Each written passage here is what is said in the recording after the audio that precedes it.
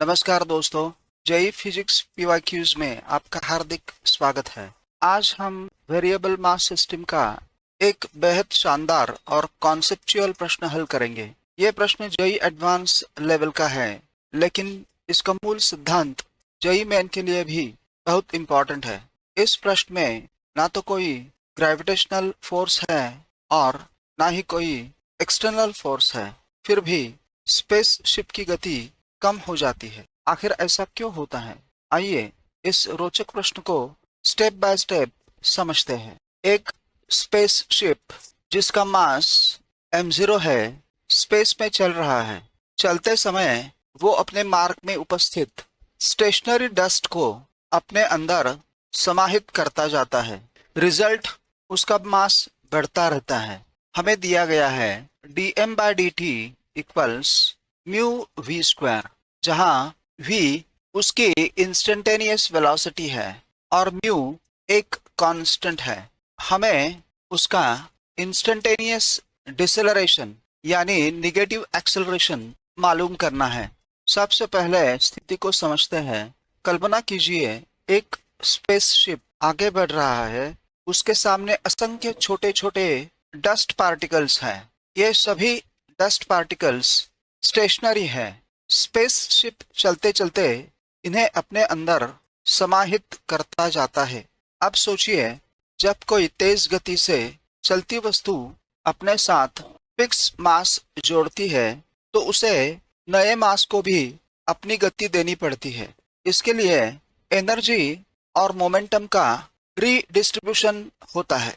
इसी कारण स्पेसशिप की गति कम होने लगती है। यही इस प्रश्न का मेन कॉन्सेप्ट है। यहाँ सबसे बड़ी गलती क्या होती है? अधिकांश विद्यार्थी तुरंत लिख लेते हैं F इक्वल्स ma, लेकिन यहाँ ये इक्वेशन सीधे लागू नहीं होगा।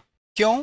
क्योंकि यहाँ मास बदल रहा है और जब भी मास बदलता है तो हमेशा कंजर्वेशन ऑफ मोमेंटम का उपयोग करना चाहिए। इसी को इस प्रश्न में हमें समझना है।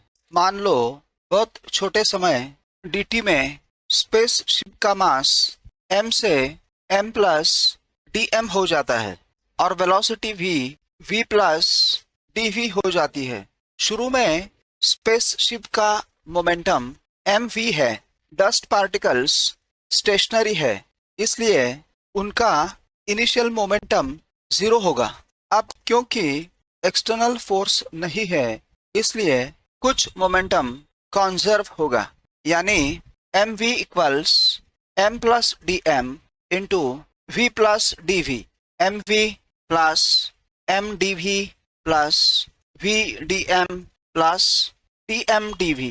यहाँ पर mdv निग्लिजिबल होगा तो इसे छोड़ देंगे। दोनों तरफ से mv कैंसिल होगा और हमें मिलेगा mdv प्लस vdm इक्वल्स 0। दोनों तरफ dt से डिवाइड करने के बाद मिलेगा m dv/dt equals minus v dm/dt। Question में दिया है dm/dt equals mu v square, तो ये होगा minus v into mu v square, यानी dv/dt होगा minus mu v cube upon m। तो यही होगा स्पेसशिप का इंस्टेंटेनियस डिसेलरेशन और प्रश्न का सही उत्तर होगा 1 minus mu v cube by m। अब जेई एग्जाम ट्रिक। जेई में यदि कभी भी आपको दिखाई दे rocket, variable mass, rain entering a cart, sand falling into a trolley, spaceship collecting dust, तो तुरंत याद कीजिए momentum conservation mdv plus vdm equals 0। ये अकेला रिलेशन बहुत सारे वेरिएबल मास प्रश्नों को हल कर देता है। अब देखते हैं कॉमन मिस्टेक्स बाय स्टूडेंट्स। पहली गलती, सीधा F इक्वल्स ma लगा देना।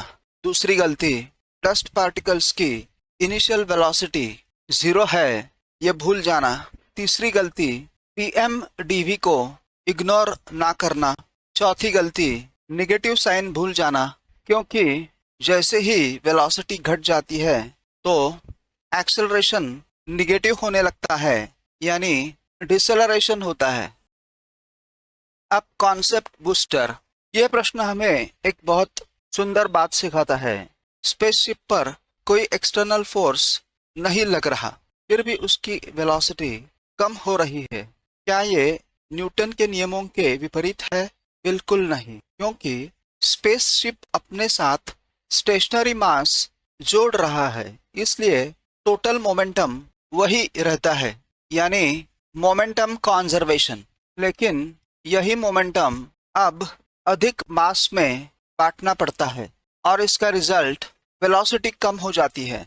प्रैक्टिस चैलेंज, यदि स्पेसशिप डस्ट पार्टिकल्स को इकट्ठा करने के बजाय इसी रेट से dm/dt equals mu v cube dust particles को बाहर फेंक रहा है, तो क्या वह तेज होगा या धीमा होगा? उत्तर कमेंट में लिखिए।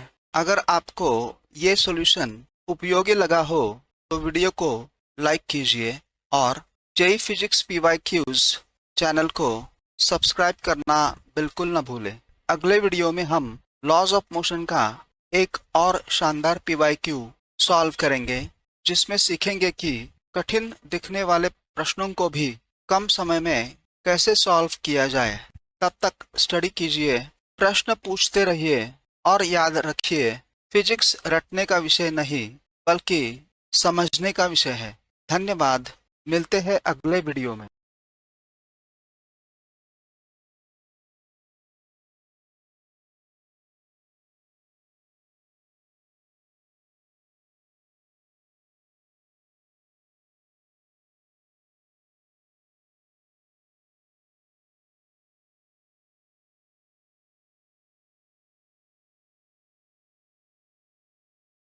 If this video helped you, continue learning with the next PYQ. Subscribe to JEE Physics PYQs and explore the complete playlist.